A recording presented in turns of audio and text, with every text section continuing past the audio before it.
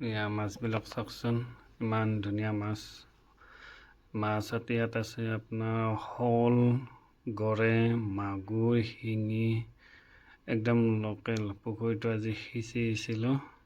এয়া বাইদেউ বাইদেৱে এটা এটাকৈ বাচি আছে, মানে পানীত জীয়াই থবৰ কাৰণে, আৰু কিছুমান বনাইও খাব লাগিব, কিছুমান ৰাখিব লাগিব, যিহেতুকে আমি গাঁৱৰ মানুহে, গতিকে এনেকৈ সাঁচি ৰাখিব অলপ চলপ হ'লেও।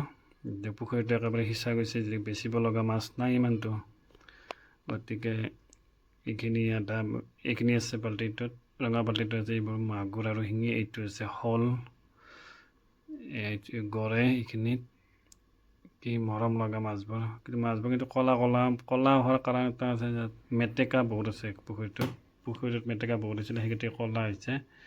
আৰু এইটো ভিনদেউৱে বাচিছে ইমান ধুনীয়াকৈ।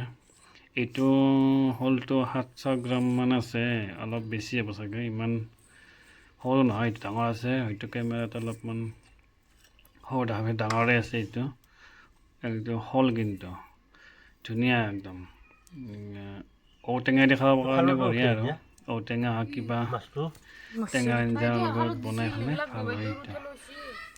এইটো এটা বৰালি মাছৰ পোৱালি হয়, আছিলে ধুনীয়া। এইখিনি চাওকচোন, ভালে লাগিলে।